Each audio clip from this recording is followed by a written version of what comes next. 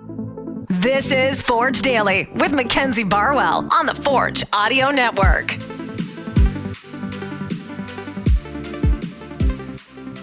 Forge fans, welcome to Forge Daily. Today is August 15th, 2023. I'm your host, Mackenzie Barwell, here to give you all things Forge FC. The team escaped the rain this morning. It was a cloudy one, but everyone stayed dry out there. It's Tuesday, so Forge has the remaining 4 days of the week to prepare for their matchup against Halifax this weekend. In today's episode, you can expect to hear a one-on-one conversation with Garven Metusala after training, as well as a recap of Week 18 of the CPL's Team of the Week. So let's get into that first, because for the 7th consecutive week, Kyle Becker is in the midfield. And after his performance against York, I don't really think anyone is surprised at this point. He scored himself and then also set up Taryn Campbell recording an assist as well. That would be all the Forge players, but Halifax, on the other hand, well, they had their fair share of representation this week with 4 out of the 11 players. So in the attack, they had Massimo Ferrin and João Morelli. Ferrin capped off a dominant performance this past weekend with a beautiful third goal, winning 4 fouls, and is now tied for the team lead in goals as he collected his 4th of the season. Morelli also scored the opener just 5 minutes into the match off a volley before stepping up to score a second from the penalty spot.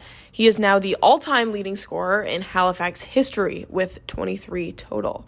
On the defending side of things, Daniel Nimick also came out with a dominant performance this weekend, making 6 clearances, 2 interceptions, and 2 tackles at the back. And left fullback Wesley Timoteo, he had an assist off a ball over the top, and a team leading 64 touches and 2 chances created. So definitely good information to know ahead of this weekend. All right, now let's move into my conversation with Garv. I started by asking him what he felt could have been better in the second half on Saturday and how that is integrated at training. I think it's just really individual mistakes. I think it's more mental than necessarily on the pitch, because we were having a good game. We were in the first half, we weren't threatened. We were dominating the game. Even starting the second half, we started well, and then they scored a random first goal. Yeah. We got a goal back. Everyone was good. And then you just saw we made a couple mistakes. And obviously that plays in our head. So I feel like instead of regrouping, staying together, we were just getting mad at each other. You could see from the second goal to the end, we started going down and down and down. Everyone was just pointing fingers. So today we're probably going to speak with the coaching staff, with defenders, and just to see what's going on, stuff like that, to at least sort everything out so we can start properly for the next week, because we only have 8 games left and we ought to finish top and as high as possible. So we got to sort everything out. But other than that, I think on the ball, the group is good. Everything's within the group is fine. It's just we just got to clear some and sort some little things out. Yeah, so it's about communication as well. Communication, exactly. That's the most important thing. Yeah. Being able to communicate, and even when someone does a mistake, cheer them up, you know. So we got to stay as one unit instead of pointing fingers and stuff like that. Yeah. So what's the conversation at halftime that's being had then? Because you mentioned that you felt like in control at the beginning, and then things started to shift. So when that happens, how do you use, the words from halftime and kind of like keep that in the back of your head when things start to fall apart? Sometimes it's tough because you're in the game. Yeah. But obviously sometimes we try to even look at the bench. We hear Bobby's always talking even during the game. So at halftime, we wanted to go and get a second one. Obviously, they scored the first one, but we managed to get the second one again. We try to not always look at the bench because we are in the game, but just to check in. Yeah, check in to see because they see some things differently from outside the pitch. So we always hear Coach Bobby or Eddie or even the players. Sometimes they speak to you. So I'd say when things are going bad, and we don't know how to sort things on the pitch, we always have them on the side to give us like other Sometimes ideas. I watch from field level and I can hear Bobby talking. So if you ever miss it, just look at me and I will. Sounds good. I'll relay the message to you. Okay? Okay, next question. Now you have 2 back-to-back games at home, which is awesome because, you don't have to waste as much time traveling. Forge actually recently posted a photo on Instagram captioned how it feels to play 2 games at home. I want to show you it. That's when I get hyped. Yeah, when I think that was I think that was a Vancouver game. Yeah, so I Yeah, thought, yeah. I got to bring this one up because that's the photo they used, and I feel like that's pretty on point. So for those of you who can't see this, go on the Forge Instagram. It's a photo of Garv just looking so happy. That pretty much sums it up, right? Yeah. So we save, like you said, we save so many days in traveling.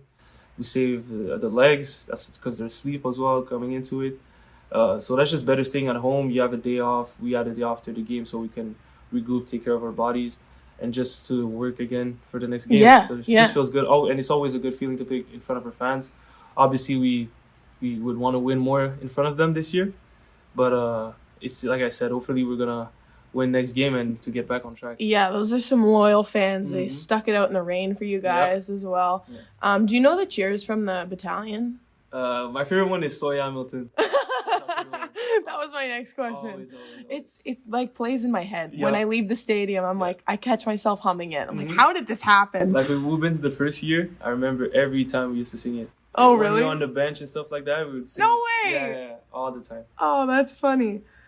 I think we've talked about this before, but I was doing some research before talking to you, and you were a U Sports draft pick, right? And you didn't initially think that you were going to play in the CPL, right? What was your plan at the time? So I had a full scholarship to Vermont Right, University. So yeah. I was supposed to join.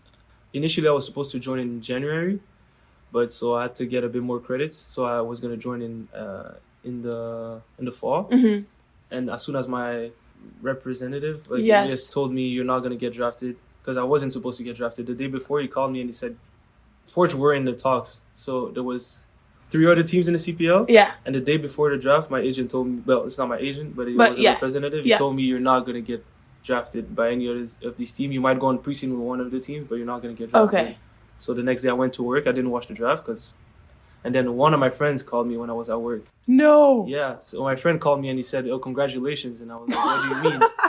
And he said, You're kidding. Yeah, I swear. Who's your representative, man? His name is Nicolo Martino. So Nico was like, wrong. Yeah, but even Eden though. Oh. Even though as well. Because I can't say it now, but we were mostly during 2020, we were mostly in talk with Calgary. There was Edmonton at the time. Okay. Yes. And there was Halifax. So they all decided to draft different players. And then, so the day before the draft, so that worked out. And then during the draft, my friend called me, and one of my friends who I didn't speak to in a long time. So when he called me, I was super shocked, and he was like, "Congratulations!" And I was like, "Why?" And he told me you got drafted. I was like, "By who?" He said Forge. I was like, "What?" So I called my representative right away, and he was like, I know, man. I don't know what to say." Congratulations, I guess. Yeah, and then the rest is history. Wow. Okay, so now you've been here for what, 3 years now? Okay. Now. Yeah. So what can you say about how you feel this season versus your prior 2 seasons? Individually? What's changed, or like how do you feel like you've grown? I just feel more mature. Yeah. I know the league more. I just feel really more confident. So my first year, I had a good first year, and I feel like I keep picking things up every year. And then obviously with the national team, that helps me a lot, getting more confidence and just more experience. So I just feel like I'm on a good path. I keep going up. So, yeah. I'm really happy you're here. This is great. Appreciate it. Congrats again. Thank you.